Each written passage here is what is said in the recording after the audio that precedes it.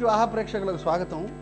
నేను ఇప్పుడు గుంటూరు జిల్లాలోని ఎడ్లపాడు మండలం సింగీస్ ఖాన్ పేట, అంటే ఒకప్పుడు కుండినపురం అనేవాళ్ళు. ఆ సింగీస్ ఖాన్ పేటలో శ్రీ వెన్నముద్దల వేణుగోపాల స్వామి రాజ్యలక్ష్మి సమేత అమ్మవారి దేవాలయం అనమాట. అంటే శ్రీకృష్ణదేవరాయలు నాటి కాలం నాటి దేవాలయం ఇది. ఎంతో పెద్ద చరిత్ర ఉంది. బ్రిటిష్ వారి పాలనా కాలంలో ఒక రాజా మానూరి వెంకటకృష్ణయ్య అయ్యంగారు జమీందారు ఉండేవారు అనమాట. ఆయన టైంలో ఇక్కడ విలేజ్ ఏర్పాటు చేద్దామని డిసైడ్ చేశారు. గ్రామం ఇది చేద్దాం అనుకున్నారు, అంటే గుడి కడదాం అనుకున్నారు. కొత్తగా గ్రామం చేయాలనే ఏర్పాటు సంకల్పంతో పూజ చేసేటప్పుడు ఈ విగ్రహం దొరికింది. ఈ విగ్రహం అక్కడి నుంచి తీసుకొచ్చి తమ గ్రామానికి తీసుకెళ్ళిపోదాం అనుకున్నారు. అంటే ఆయన చిలకలూరిపేటకు చెందిన, అప్పట్లో చిలకలగూడ అనేవాళ్ళట, ఆ చిలకలగూడ విలేజ్కి ఈ చిన్ని కృష్ణుడి విగ్రహాన్ని తీసుకెళ్దామని ప్రయత్నించారు. అప్పట్లో రాతి ఇరుసు ఉన్న బళ్ళు ఉండేవన్నమాట. ఆ బండి మీద ఎక్కించారు. కొంత దూరం వెళ్ళారు, రాతి ఇరుసు విరిగిపోయింది. మళ్ళీ ఇంకొక బండి తీసుకొచ్చారు, కొంత దూరం వెళ్ళారు, మళ్ళీ రాతి ఇరుసు, ఆ రాతి చక్రం విరిగిపోయింది. అలాగ వెళుతూ ఉంటే 2 బళ్ళు 3 బళ్ళు మారిన తర్వాత ఈ విలేజ్కి వచ్చారండి. ఇక్కడికి వచ్చిన తర్వాత అలసిపోయారు. తీవ్రమైన ఎండ, స్కార్చింగ్ హీట్, ఇంకా లాభం లేదనుకుని ఒక చెట్టు దగ్గరికి వెళ్ళి విశ్రమించారు. పట్టపగలు విశ్రమిస్తుంటే ఆయన అదృష్టం అండి, స్వామి చిన్ని కృష్ణుడు బాలకృష్ణుడు ఆయన కల్లో కనిపించి, బాబు నువ్వు ఇక్కడి నుంచి నన్ను తీసుకెళ్ళొద్దు, ఇక్కడే నన్ను ఉంచు, నిత్య నైవేద్యాలకు ఇక్కడే ఏర్పాటు చేయి, కావాలంటే మీ చిలకలగూడలో మీ చిలకలూరిపేటలో అక్కడ నృసింహస్వామి విగ్రహం ఒకటి ఉంది, పొన్న చెట్టు కింద ఉంది, వెళ్ళి చూసుకో అన్నారు. అప్పుడు ఆయన అక్కడికి వెళ్ళి ఇక్కడికి వచ్చి అక్కడ నృసింహస్వామిని ఇక్కడ శ్రీకృష్ణ స్వామిని ఏకకాలంలో దేవాలయాల్ని ప్రతిష్ఠించి ఏర్పాటు చేశారనమాట. అలా ఉన్న ఈ శ్రీకృష్ణ దేవాలయాన్ని 4 ఏళ్ల క్రితం ఇస్కాన్ వాళ్ళు వచ్చి చూశారు. ఇంత చరిత్ర ఉంది, విగ్రహం ఇంత మనోహరంగా నయన మనోహరంగా ఉంది, మనం ఇక్కడ ఒక మంచి స్వర్ణహంస అనే పేరిట ఒక టెంపుల్ కడదాం అనుకుని డిసైడ్ అయిపోయి 150 కోట్ల రూపాయల డొనేషన్ని ప్రకటించారు. ఆ పనులు ప్రారంభమయ్యాయి.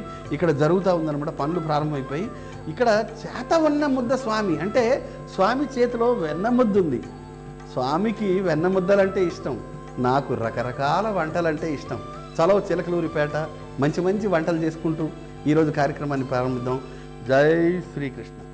ఇప్పుడు నేను చిలకలూరిపేటలోని పండరీపురంలో ఉన్నాను. మనకి ఈరోజు ఏం చేస్తున్నారమ్మా? జీడిపప్పు హల్వా. జీడిపప్పు హల్వా చేయబోతున్నారు. చేయండి అమ్మా. దీనికి ఏ పదార్థాలు వాడతారు, ఎలా చేస్తారు? జీడిపప్పు హల్వా తయారు చేయడానికి కావాల్సిన పదార్థాలు: పాలు, 1 కప్పు జీడిపప్పు, పంచదార, సారపప్పు, కుంకుమ పువ్వు, కొద్దిగా నెయ్యి. దీనికి ముందుగా జీడిపప్పుని 1 అవర్ ముందు నానబెట్టుకోవాలి. ఓహో. ఈ నానబెట్టుకున్న జీడిపప్పుని గ్రైండ్ చేసుకోవాలి మెత్తగా. ఓకే, మీరు ఇది ఆల్రెడీ నానబెట్టి పెట్టారు? అవును. అంటే వాటర్లోనా? వాటర్లోనే 1 అవర్ ముందు నానబెట్టాలి. ఓకే, దాన్ని ఇప్పుడు గ్రైండ్ చేస్తాం. దాన్ని ఇప్పుడు మెత్తగా మనం గ్రైండ్ చేసుకోవాలి. ఓకే, అది మాధవి రహస్యం అండి, మాధవి గారు చెప్పిన రహస్యం అది.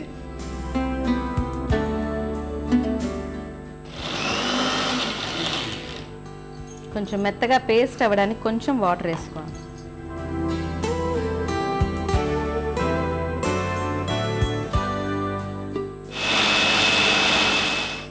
ఇలా మెత్తగా మనం పేస్ట్ చేసుకోవాలి జీడిపప్పుని. ముందుగా స్టవ్ ఆన్ చేసుకోవాలి. బౌల్ పెట్టుకొని తర్వాత 3 కప్పులు పాలు పోసుకోవాలి. ఓకే. తర్వాత ఈ గ్రైండ్ చేసి పెట్టుకున్న జీడిపప్పు పేస్ట్ని వేసుకోవాలి.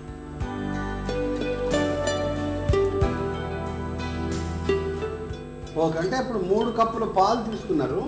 జీడిపప్పు ఎన్ని వేశారు? 1 కప్పు పేస్ట్. 1 కప్పు జీడిపప్పు పేస్ట్ వేశారు. అవును. ఓకే, ఇది మొత్తం కలిసేదాకా స్టర్ చేస్తారు? అవును. ఓకే. అవును. ఆ తర్వాత 3/4 కప్పు షుగర్ వేసుకోవాలి. ఓ, తక్కువ వేశారు చక్కెర? అంటే పాలు ఉంది కాబట్టి షుగర్ ఎక్కువ పట్టదు. ఓకే ఓకే, 3/4 కప్పు సరిపోతుంది? అవును, సరిపోతుంది. ఓకే. షుగర్ కూడా వేసేసుకున్న తర్వాత ఇప్పుడు మనం కలుపుకుంటా ఉండాలి దగ్గర పడేదాకా.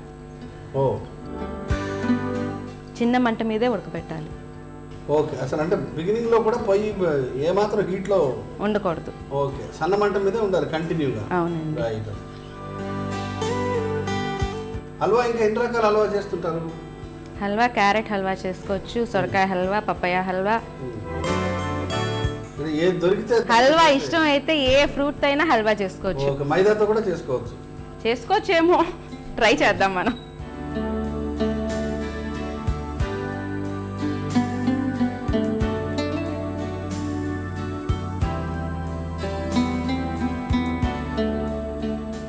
ఇప్పుడు ఇది మనకి బాగా దగ్గరికి వచ్చేసిందండి.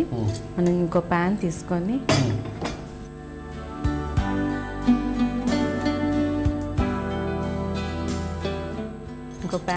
కొంచెం నెయ్యి తీసుకుందాము. సారపప్పు ఫ్రై చేసుకోవడానికి సారపప్పు వేసుకుందాం.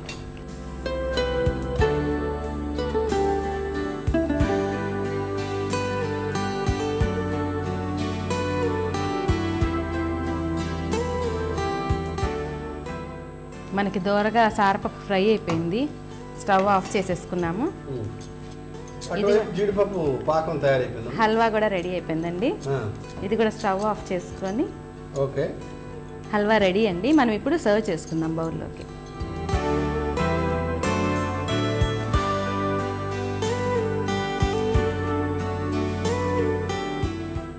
ఇప్పుడు ఈ సారపప్పుని పైన గార్నిష్, నేతిలో వేయించిన సారపప్పుని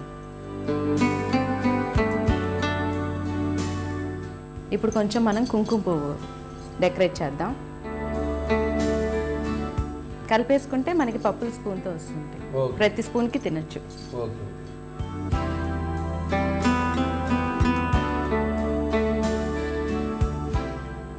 జీడిపప్పు హల్వా రెడీ. టేస్ట్ చేసి చెప్పండి.